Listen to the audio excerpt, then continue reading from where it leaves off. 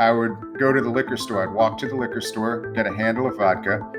I would start sipping it out of the paper bag as soon as I left the store, because that would make me feel, instead of like hell, I would start feeling euphoric. The pounding in my head would go away a little bit. My stomach would seem to loosen up. There was usually in knots before that. The cold sweat would stop. The shaking in my hand would stop. I'd go get 2 tall cans of Budweiser in brown bags, and I'd get them, and then so I'd pull up to the restaurant, and I was always the opener, and I would just chug the first tall can as fast as I could. And that would get, okay, I can do this now. And then I'd go into work, and I would crack open the second tall can of Budweiser, and I'd put it in a 32-ounce Pepsi plastic cup. So it looked like I was drinking, fountain drink. Thanks for tuning in to the Elevation Recovery Podcast, your hub for addiction recovery strategies, hosted by Chris Scott and Matt Finch. Welcome to episode 183. I'm Matt Finch here with Chris Scott, and we're going to talk today about working stressful jobs or careers or owning a business and how that ties into drinking too much alcohol or using too much drugs or combining alcohol and drugs in addictive ways. And because that's such a huge thing, I think there was research, Chris, that said 80% of Americans are either unsatisfied at work or actively disengaged. It's like huge percentages. Most people don't like what they do. And when I look back in my own life in the past, it was often like just very stressful, low-paying jobs for myself that led to me just hating my life so much, because 40 hours a week, if you're somewhere 40 hours a week that you hate or that's very stressful and you're not even getting compensated that well, it can just it made me think, well, this job sucks so much, my life sucks so much, I'll use alcohol or I'll use pills or I'll use both to get through it. So a lot of the times I would find that, hey, if I'm on alcohol, then work's much more fun. Eventually it came to the point where I was cooking at a restaurant in New York, upstate New York, really fast-paced restaurant. This is one of the most popular restaurants in town. And I was in charge in the morning of opening the place up, doing all the morning prep, getting all the catering stuff ready, and then just cooking people food like crazy, ticket after ticket. And so I found that pills, opioids for that job made it actually fun. I would snort pills, whether it was Percocet, Oxycontin, or Norco, or even Suboxone tablets back then. I would snort pills throughout work and afterwards. They allowed me to feel more empathy for other human beings. I was more euphoric, in a better mood. They produced opioid-induced hypomania, so I had lots of energy and excitement. And that is one of the biggest reasons my addiction lasted so long, was because I hated all the places that I worked. None of them paid very well because I didn't really have many skills that paid well. And I've talked to, and I'm sure this is with you too, I've talked to so many clients and so many people. I could quit. I know I could quit if I could only just get 2 weeks off of work or 3 weeks off of work or a week off of work. So that responsibility of not being able to take time off or working a very stressful job.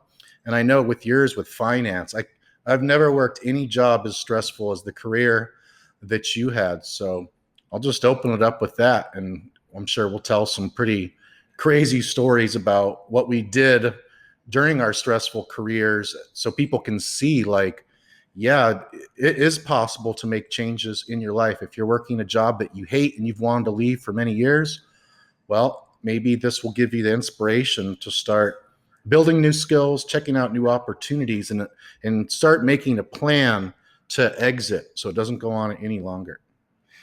Yeah, I was telling you before we started this episode that I had some fragmented memories return to me. That whole phase of my life when I worked in finance and I was hooked on alcohol, it's kind of like a weird, mostly bad and often horrific dream that is blotchy, and I can't really place time particularly well with events that happened. And so things still come back to me, nearly 7 years later. And the other day I was like, wow, that was weird. This thing that happened that I'd totally forgotten. And basically what had happened was I worked at a um, glamorous yet for me unfulfilling finance company in New York. And in Manhattan, I lived in Midtown. I would walk to work every day right through Times Square. And I didn't have the best relationship with my boss, uh, who was a tough cookie, to put it lightly, and I think kindly towards him, and and may have had his own issue with alcohol, by all accounts, but somehow managed to hold it together. And I only had one person that I really liked. I had a mentor who is actually still in finance. He's doing great now, but we were in a tough spot in that company. We got along really well. He taught me most of what I knew about finance, a lot of it.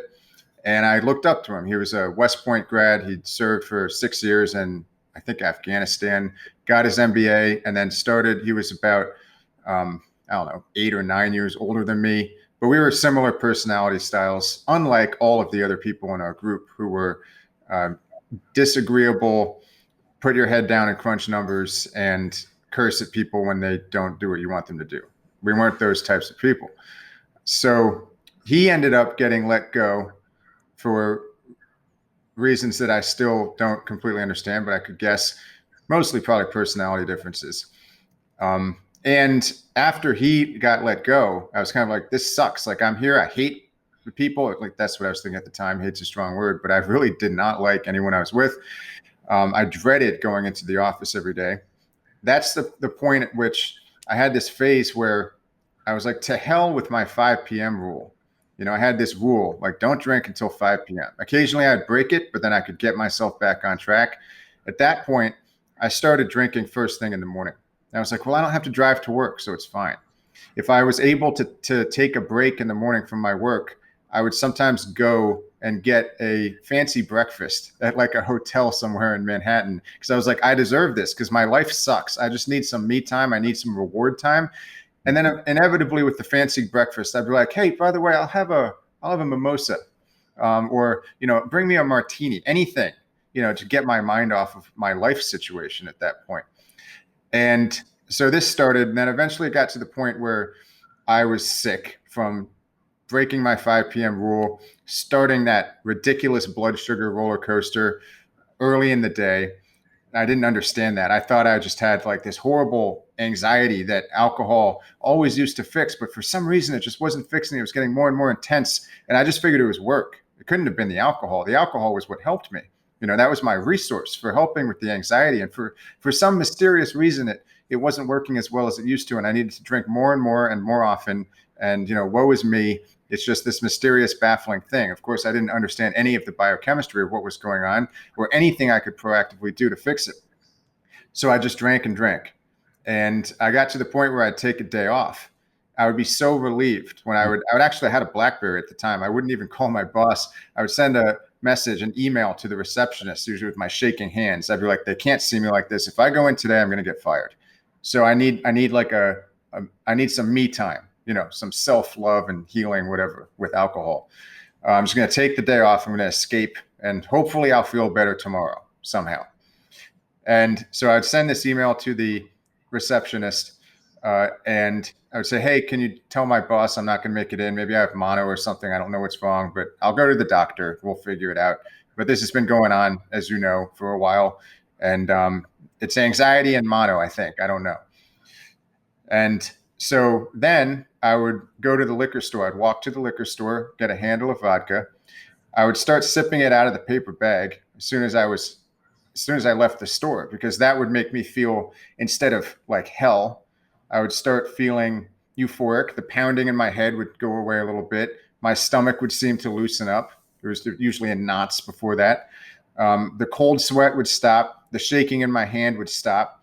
And this horrible feeling for me, I had a withdrawal symptom that was like a dizziness, like the whole world was moving and I wasn't moving with it. It was scary. It was like being on a roller coaster when you didn't want to be on a roller coaster all the time.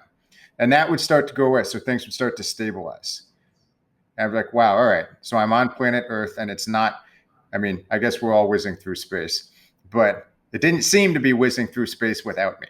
if that makes sense. I was somewhat neurotic.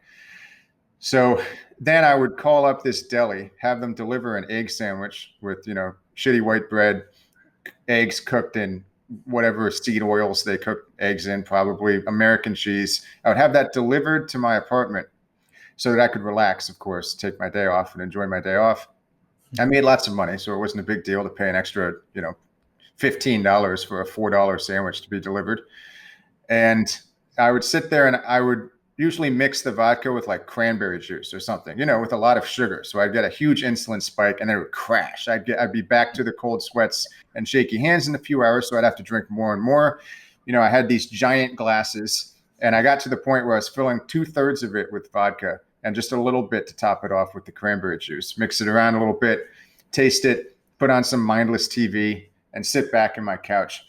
By the time the evening came around, I wouldn't even check my work email. So I'd have all these emails coming like, Chris, we know you're at home, but can you please do this? Not looking at it, and I'm stuck in this weird alternate universe, but I'm feeling pretty good by the time the evening came around.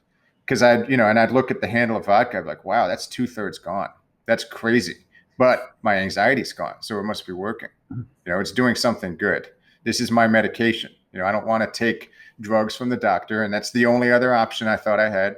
So I'm just going to, keep drinking this. So then I would order some dinner for delivery again. And it would come and I'd eat dinner. And then I'd end up finishing the handle. It sounds crazy. I drank a handle a day. It kind of gives you a vision of someone like sitting down and just aggressively like chugging. That's not what was happening. It was slowly throughout the day because I started drinking in the morning.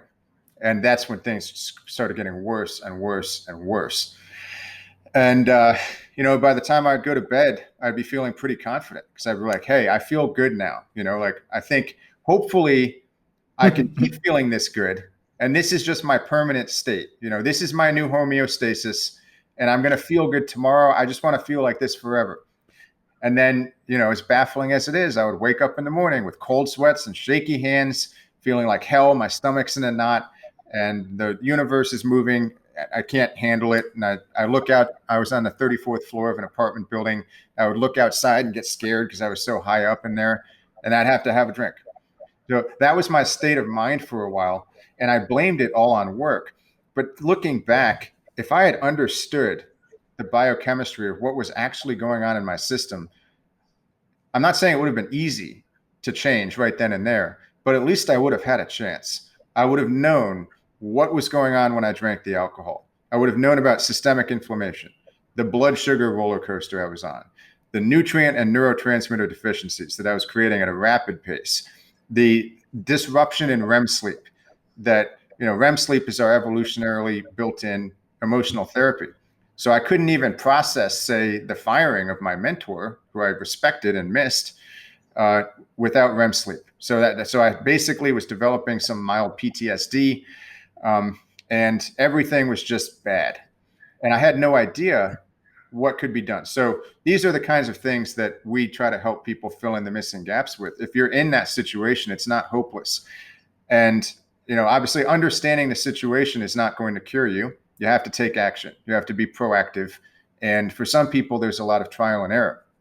And I will note that I did not stop drinking after that experience. I ended up leaving New York, going to Atlanta. And for a while, I was able to reinstitute my 5 p.m. rule. I actually got to the point in Atlanta at which I was only drinking 2 glasses of wine a night. But by then, the alcohol deprivation effect had kicked in. I had this stubborn, strong neural pathway, or probably series of neural pathways that associated alcohol with pleasure, relaxation, confidence. And so I could use willpower for periods of time to only drink 2 glasses of wine, but I was still technically actively addicted because I didn't break the neural pathway and I didn't rebalance my biochemistry. And I sure as hell didn't try to forge a new identity beyond alcohol. I mean, that would have just sounded bizarre. So I didn't do any of that work. And so it was really torturous to work all day then in Atlanta, where I actually liked the people a lot more. They're great people, even though looking back, that just wasn't the career for me. I'm not good at sitting in an office. I'm too restless. But I liked being there with the people, but I couldn't even be in my own skin by the time I was in Atlanta. I couldn't even relax on my couch, even though I was choosing to drink less. It was just my mind was dominated by alcohol cravings all the time. And it's kind of crazy that I did have a period of like a month or a month and a half when my body must have detoxed a little bit, but I had no supplements. I had no plan, no strategy, just grit. You're only having 2 glasses of wine a night. So I would come home from work then and I would have 2 glasses of wine.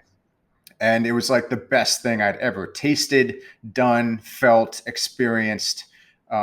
Just amazing.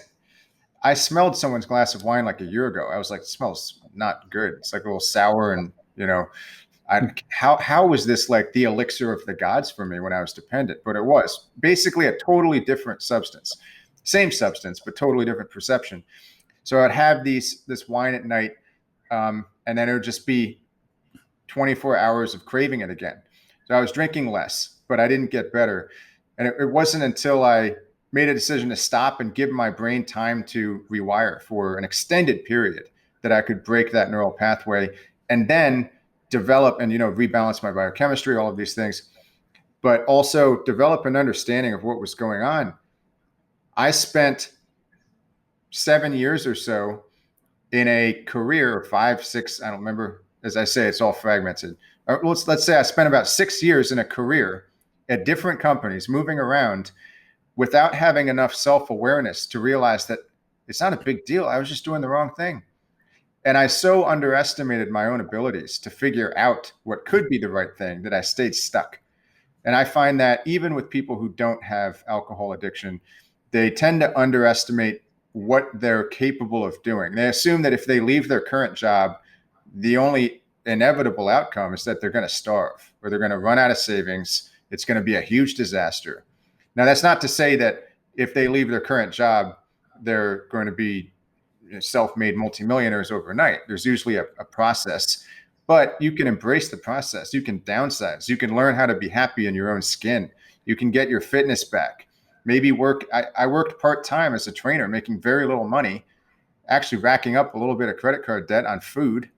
That was my biggest expense. But looking back on it, that it was worth doing that so that I could catch up on the sleep, repair my body, reorient myself, figure out what I wanted to do. And then it took years before I could do what I really love to do, which is help people in my old shoes and make a living doing that. But it has happened. And I find that when you do make the necessary proactive changes on all levels, from biochemical recovery to trying to figure out who you really are, you give yourself space, figure out what you want to do, how you want to spend your time in this world, take a step back, let go of things that are really ego driven. And I don't mean crushing the ego. I think the ego, as I've said many times, can be harnessed towards good things. But, if you're stuck in a job because you think you need it for social status, that's an ego problem. And that was the case with me in finance also. In addition to selling myself short and not thinking I was capable of doing anything else. Once you do all of those things, give yourself some time, take a deep breath, step back, learn how to relax without alcohol. Then a totally different world opens up. And you might start to see that things that you thought were impossible to solve before, like you were in a malevolent universe, actually had pretty basic and easy solutions. Wow, that was epic, Chris. I love it. I knew this topic was going to be fun, and I needed kind of more of a structured type topic today too, because I did not sleep good last night for whatever reason.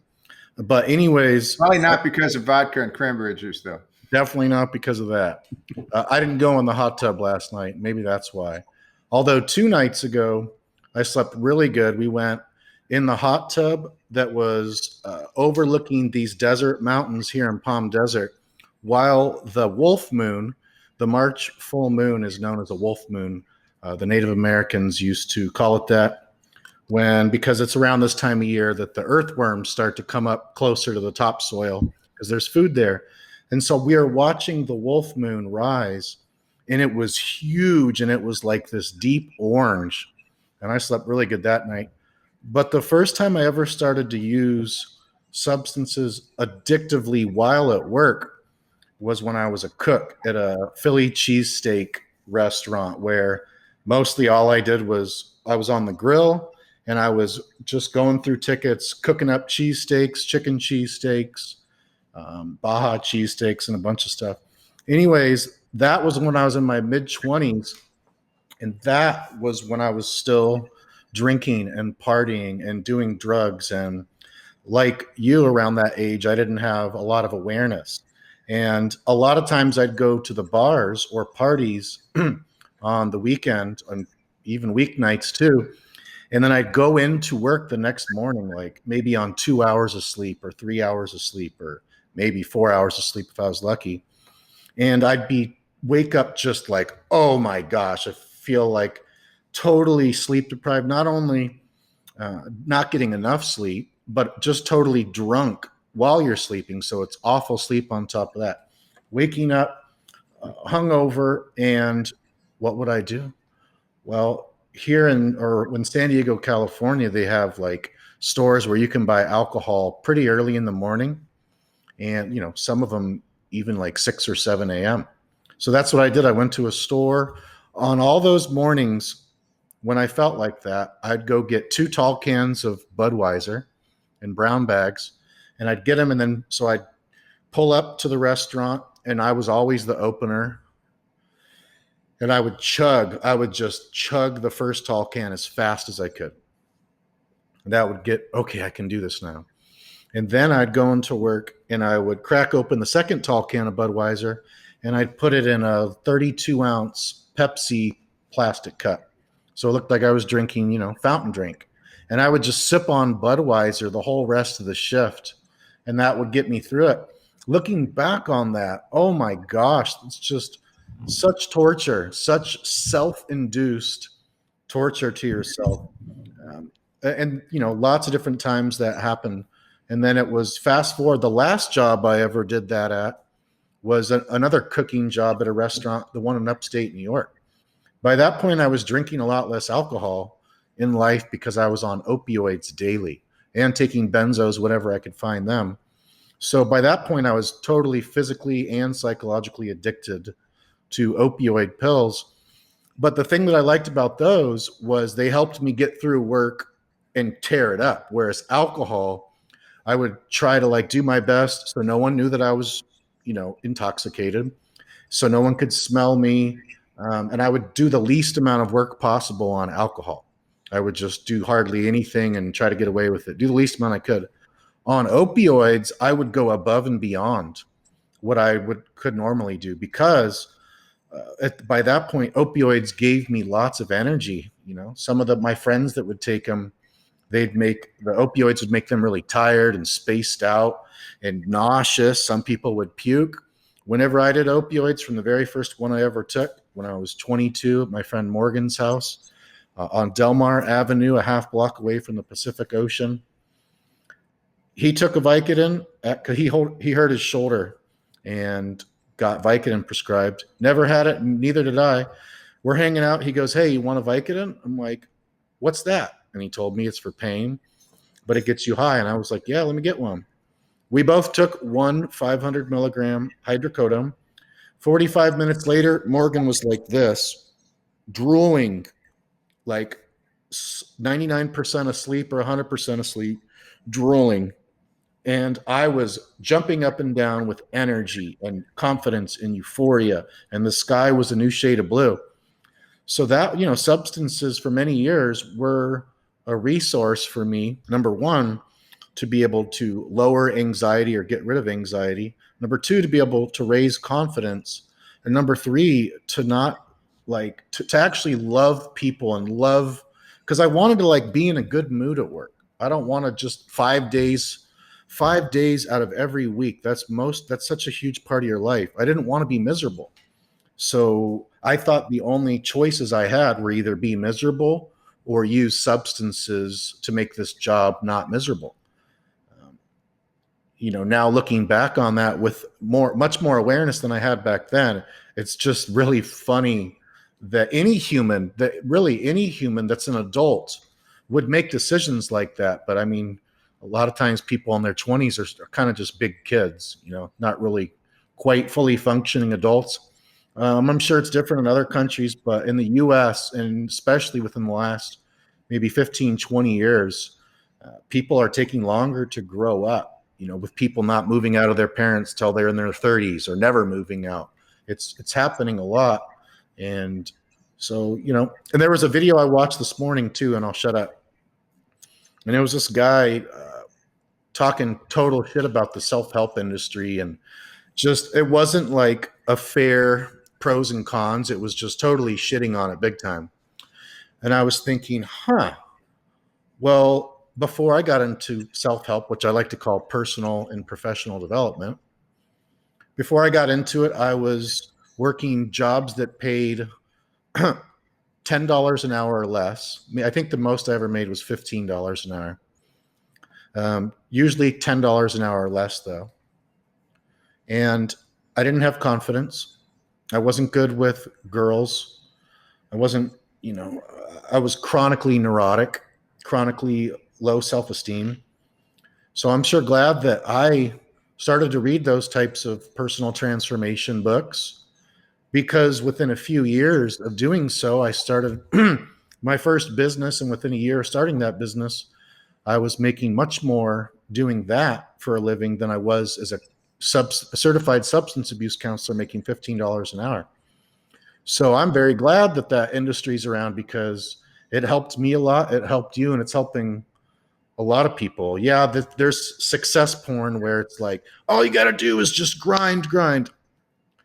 I'm against that for myself, but certainly personal transformation by reading books that other people have written that have done awesome things in life, and they've condensed what they've learned from that into a book, and then you can read it and get all their best strategies in a couple hours.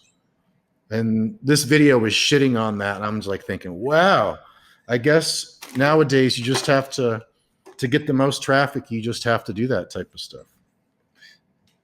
Yeah, I think I have a unique perspective on that, because I was fortunate to have a pretty high-level official education.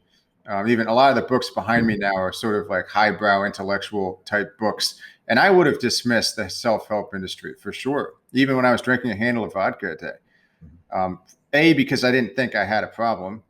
Well, at some point I realized I had a problem, but I didn't think there was anything that someone like Tony Robbins or Wayne Dyer or any of those guys could do about it. And B, I just thought it was all kind of low level, made for peasants, I guess. I had a sort of elitist worldview back then. But those books definitely changed my life. They're some of my most prized possessions, although I give them away and I have to reorder them from Amazon, because I realized I gave them to a friend last year, and I'm out of it and I want to peruse it again. But reading self-help was hugely helpful. I don't really love the term self-help. It's somewhat cringeworthy. Like, I find the term sobriety to be cringeworthy for some reason. I don't like it. But, I guess that's kind of what we do. We're in the self-help. At the same time, self-help does imply that you're an autonomous individual with free will, or at least some level of it, and that you can change your life. So I find that to be uplifting. I don't know how you could shit on the idea that someone can change their life for the better. That seems kind of odd. But, to each their own. I think something I wanted to mention as far as high stress jobs or working jobs you don't like, and attempting to use substances, including alcohol, to make your existence doing those jobs more fun, or at least get some relief while doing it, is that there's a certain subconscious fear that gets generated and a vicious cycle by the substance. I don't think I was aware of, but I've realized in retrospect, the alcohol doesn't make you more competent. It makes you more incompetent, even though it makes you feel more competent temporarily. But as soon as it wears off, you have this creeping realization that you're actually incompetent, or you're increasingly incompetent. And so then, maybe you missed an email from someone. Maybe you overslept. Maybe you were drunk in a meeting. Maybe your hand was shaking in a meeting. So you start developing this feeling, and I think this is even applicable for people who are working at home. It's worse probably if you're going into an office. Now we have all sorts of people working at home. You can still miss emails. You can miss Zoom calls. You can not do something correctly. You can make typos. You can make numerical errors. Alcohol is pretty good at causing you to do stuff like that. I'm pretty good with attention to detail, but I was not my best on that front when I worked in finance. And finance is not an industry, or at least high finance, where where you can get away with making mistakes. You get fired real fast. And so I had this fear, and this was part of my malevolent universe complex, that the very thing that made me feel competent to do stuff and that gave me a sort of reason for continuing to grind was also the thing that was making me stupid and making me careless and potentially putting my whole career at risk. And that generates some serious cognitive dissonance. I didn't realize that there are other things you could use besides alcohol. Exercise is obviously one of them. I did exercise, but the combination of alcohol and exercise is depressing because you're just going there to get a little endorphin high. Your endorphin receptors have already been desensitized by the constant drinking or the heavy binges. And so you get less out of the workout. It doesn't feel as rewarding. You know that you should be working out, but your workouts are pathetic. I would go and do a set of bench and then a set of squats, and I'd be like, oh, I'm going to hit this steam room.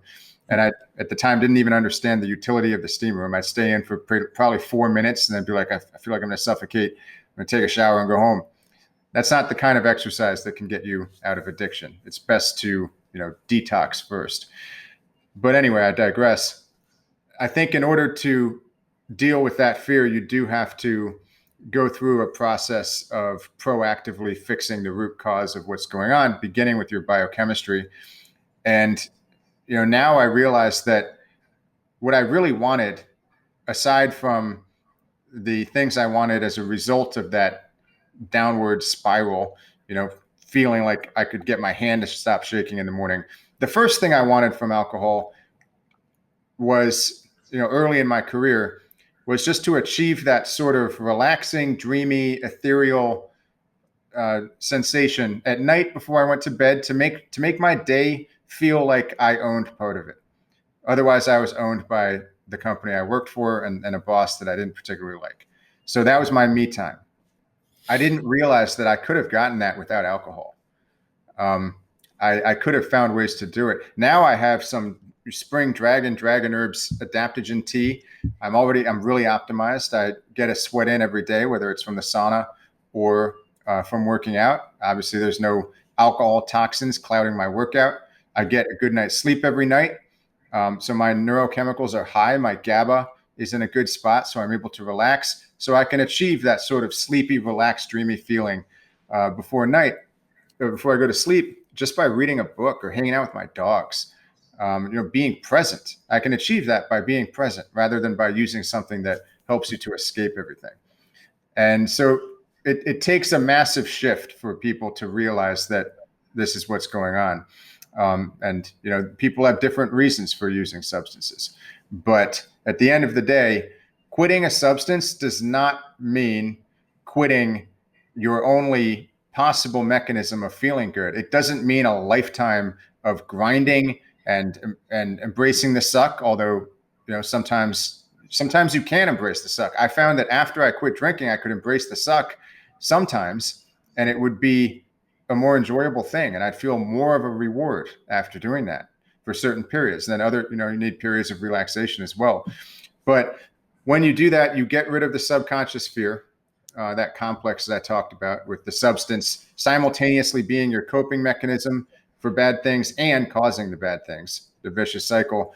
And you also start to open up the possibility of discovering other things that are much more useful for doing that than alcohol or opiates or whatever it is people are using.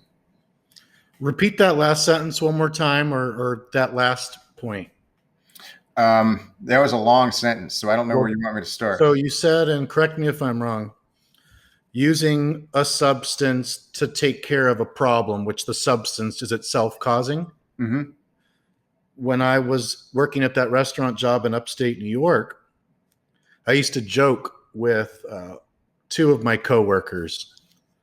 I got the skills that buy the pills, because they'd see, they'd see my pill dealers come in the morning there sometimes, and I'd go out back, and they knew what I was doing. They didn't know that I used pills every day. but they knew that I liked pills. They were fine with it. But I joke around like, woo, I got the skills that buy the pills. I think I was taking home after taxes $1,200 a month working full time as a cook at that restaurant. And I'd say probably 600 of it or 700 of that went on pills. Luckily, my rent there was like $400 for a 2-bedroom. Very cheap in upstate New York in certain places. But it dawned on me. I did have the awareness to realize that back then. I got the skills that buy the pills. The reason I couldn't get off those pills was because I had to go to work 5 days a week, sometimes 6 days a week. So, and the reason I couldn't stop going to work is because I had to keep buying those pills. So I was using pills at that point so I could go to work. And I couldn't quit that job because I needed money to buy those pills to go to that job. But I didn't want to quit that job and then detox because then I'd have to go look for another job. So it was just hell, addiction's hell. What ended up happening? I ended up leaving that job, giving 2 weeks notice to move back to California for the final time.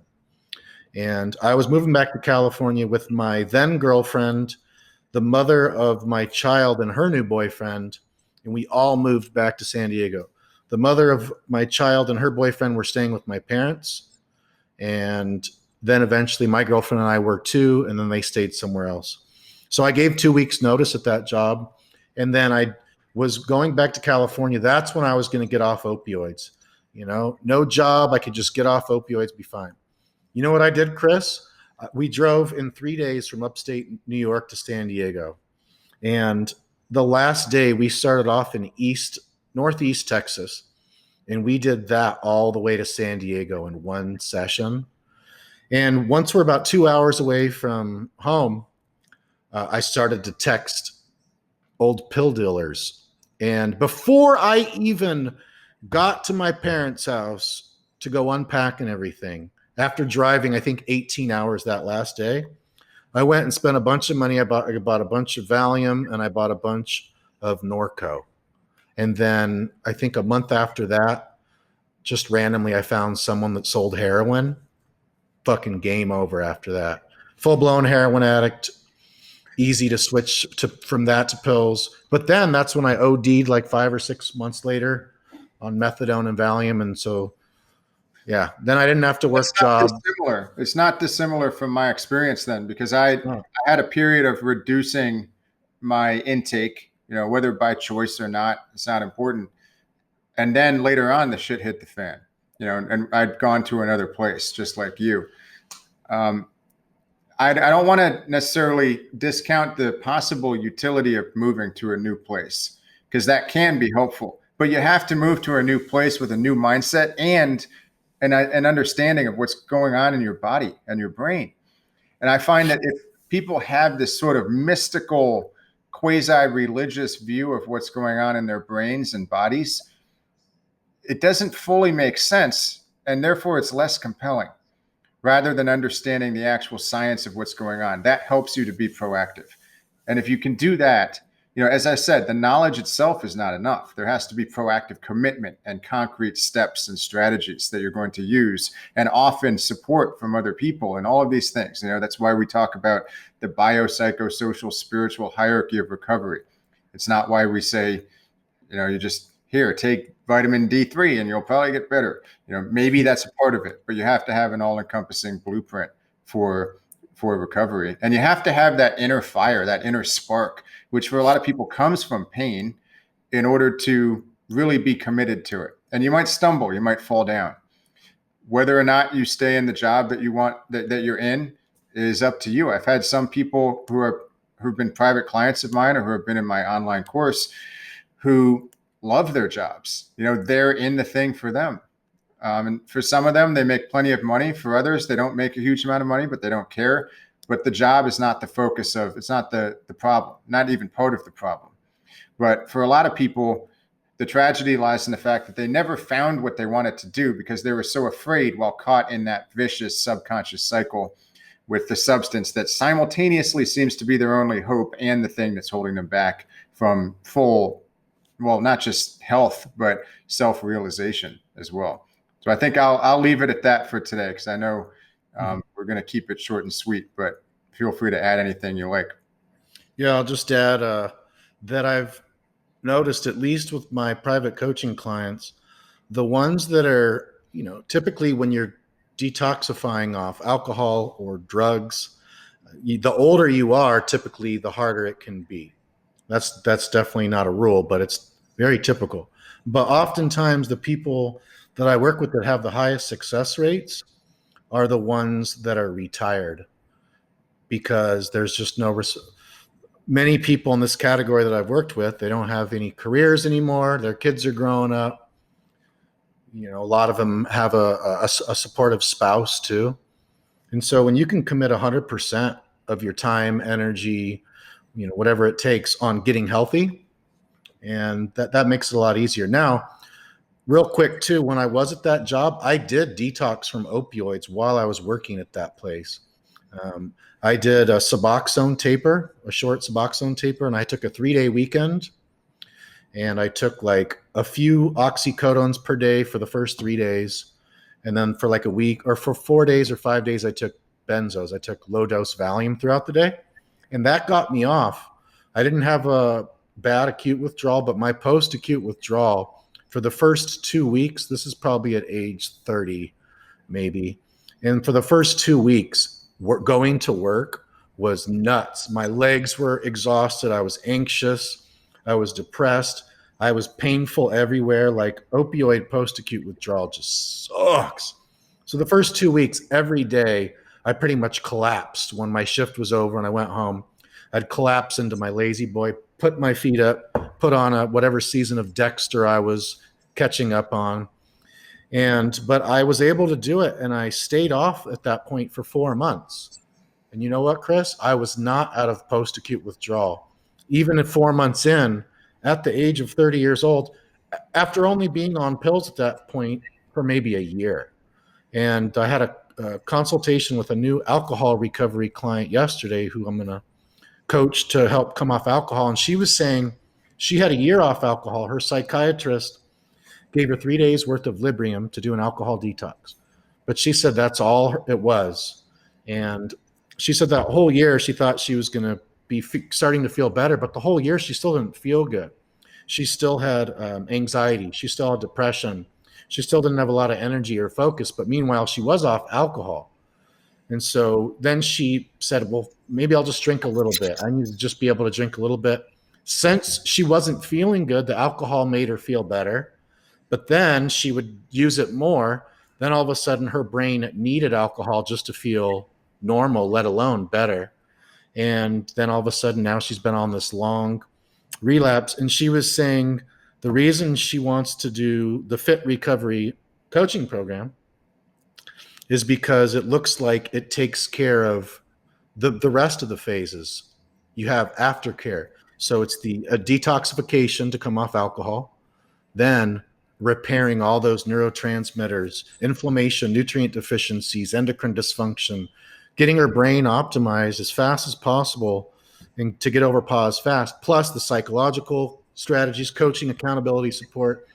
So and that's the common thing. You go to traditional treatment, they detoxify you, but they do not address the chronic brain dysfunction.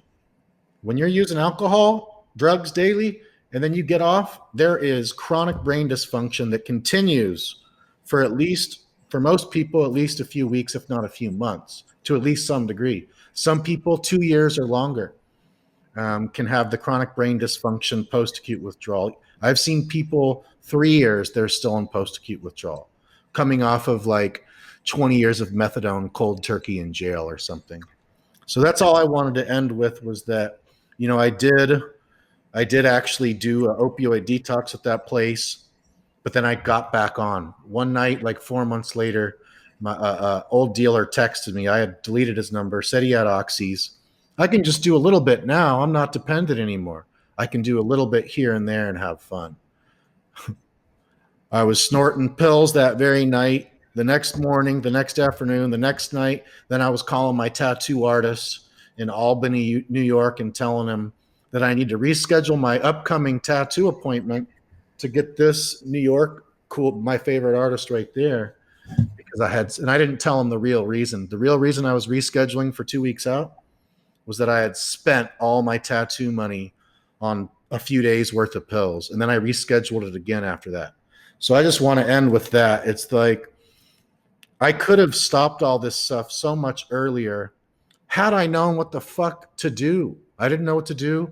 Everyone that was giving me suggestions didn't know what to do. They were clueless. It was the blind leading the blind. And I'll And add real quick. I hate to interrupt, but no, go ahead.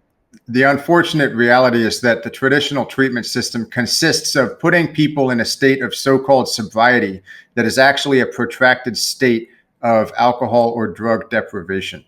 And that is why you don't see people recovering. That is why people really recovering. They're not repairing their bodies and brains. If they were to drink alcohol just to try it, or take a drug just to, for whatever, let's say you got hit by a Mack truck, you needed to take pain pills, you wouldn't necessarily get addicted because you're not in a state of deficiency anymore because you've repaired your brain. I've been served accidentally several times. It doesn't even seem like the same substance. It's like a weird anesthetic sleeping pill that makes me kind of drowsy. And I'm like, ooh, I don't want to feel like this. Totally different effect from when my brain was in a state of deficiency. And then all of my neurotransmitters and endorphins and dopamine would go up like a pinball machine, and I don't get that anymore. Could I get re-addicted? I'm sure if I worked at it, I could, but I'd have to work myself into a state of deficiency in order to do that. And it's not talked about at all. There are signs that things are going in the right direction, but it's a good place to start studying the biochemistry. You don't even have to take it from us. You can read the works of Dr. Kenneth Blum, Julia Ross, Joan Matthews Larson. So many studies out there, increasingly somewhat in mainstream publications. At least they pay lip service to biochemical repair. So I think there is hope. And if I had known about that, that would have been the perfect springboard for me to say, all right, I need to detox. I need to do biochemical repair. I need support. And then I ultimately would have ended up working on the psychosocial, spiritual aspects of recovery, even if I wasn't prepared to admit that I had psychosocial, spiritual problems at the time. So I just wanted to put that out there. But your story is, I think it's awesome that you and I have such different stories in some ways. I was the finance guy. You were an alcohol guy. You were the everything guy. I was a bipolar 2. Yeah. I was undiagnosed bipolar 2 polysubstance self-medicator, I guess. Exactly. That There's was hope for anyone. Whether you are an executive, and I wasn't an executive in finance, but I've had private clients who are. Whether you're an executive in finance or whether you're working in a deli, there's hope. And whether you like your job or you don't like your job, but especially if you don't like your job, I hope that people have taken something away from this, valuable away from this conversation. But there's definitely hope. And there are just bases to be proactively covered. And unfortunately, the mainstream doesn't tell people what needs to be done.